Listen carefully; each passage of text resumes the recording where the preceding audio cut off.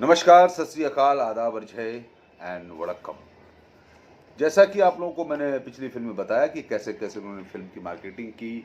57,000 fit की film जो उन्होंने मार्केट किया, एडवर्टाइज किया, तो लोग आना स्टार्ट हुए, लोगों ने पसंद किया, लोगों ने प्राइड फील किया और कहानी बदली और खुद डिस्ट्रीब्यूशन किया और देश ही शिफ्टेड टू नासिक।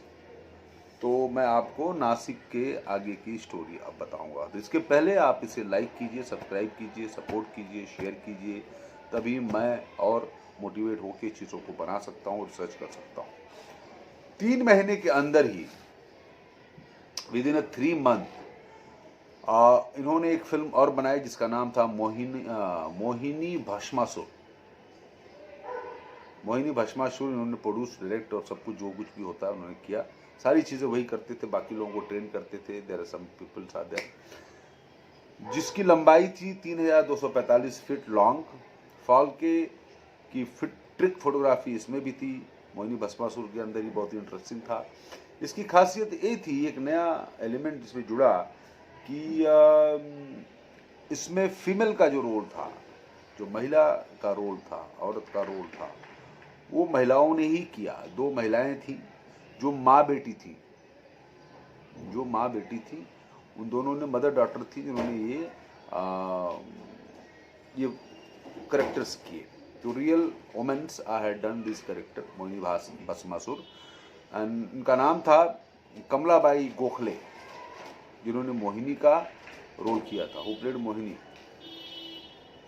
उन्होंने कहा भी था कि ये fountain in Phalke's backyard was use as a developing tank at a night and we helped Mrs Phalke in this technical for. उनके घर के बाहर एक फाउंटेन था जो रात को वो डेवलपिंग करने के काम आता था, रात में अंधेरे में, क्योंकि जो जो निगेटिव होती थी वो लाइट दिख जाती तो ख़राब हो जाता था। तो ऐसा वो लोग ऐसे करके करते थे। This is followed then. उसके बाद उन्होंने जो तीसरी फिल्म बनाई उसका नाम था सावित्री, सत्यवान सावित्री। ये फिल्म आपको पता होगा, सावित्री के ऊपर थी। सत्यवान जो थे उनके हस्बैंड थे, सावित्री उनकी पत्नी थी, जिन्होंने यमराज से सत्यवान को वापस छीन के लाई थी अपने तपस्या से, अपने दृढ़ निश्चय से उन्होंने उसको खींच के लाई थी। तो फाल्के फिल्म में मस्ट डिमांड सिंगल प्रिंट। उनके सिंगल प्रिंट से उनका काम नहीं हो पा रहा था, एक ही प्रिंट निकालते थे और उसके लिए उनके पास इतने पैसे, रिसोर्सेज नहीं थे, खुद ही सब कुछ करना होता था। एटलीस्ट 20 प्रिंट्स की ज़रूरत थी ऑल ओवर महाराष्ट्र में भी लगाने के लिए, या धीरे धीरे फिर आउट ऑफ महाराष्ट्र जाके लाने थे। तो उनका इक्विपमेंट्स कम थे, बहुत ही थोड़े इक्विपमेंट थे, जिससे रिसोर्सेज कम थे। तभी उसी समय, उसी दौरान जब वो 14 में फिल्म बना के रिलीज़ किया उन्होंने, तभी उस समय वर्ल्ड वार फर्स्ट ब्रेक हुआ, वर्ल्ड वार फर्स्ट स्टार्ट हो गया। तो Phalke sailed for London by more up to date equipment. उसी तो उसमें काम धंधे ऑलमोस्ट उनके बंद हो गए, तो वापस वो नाव से, वहाँ उस समय नाव से ही जाते थे, मतलब शिप से जाते थे। शिप से ही went to London, England, to buy more equipment, more technical things, to learn technical things.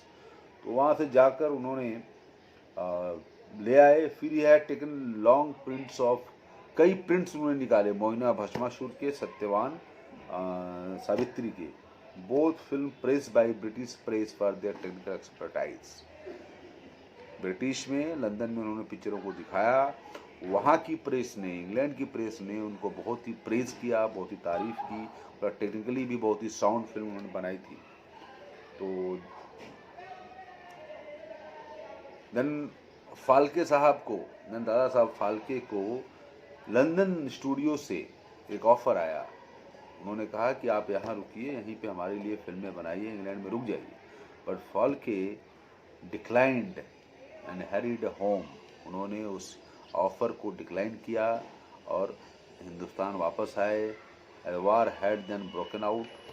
वार भी पूरी तरह से चल रहा था, लेकिन इंडिया, उन्होंने मना कर दिया इतना बड़ा ऑफ़र इंग्लैंड का कि मैं इंग्लैंड में रहिए, हम आपको पैसे देंगे, घर देंगे, रहने को गाड़ी देंगे, सब ऐशो आराम देंगे, बट उन्होंने रिफ्यूज़ किया और he came to India.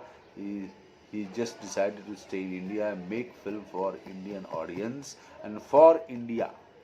That was the greatness of Dada Saheb Phalke. To salute him, he's just got a gesture, the great gesture. That's why the Indian cinema today, people say Dada Saheb Phalke is the father of Indian cinema. So please like, share, subscribe my channel.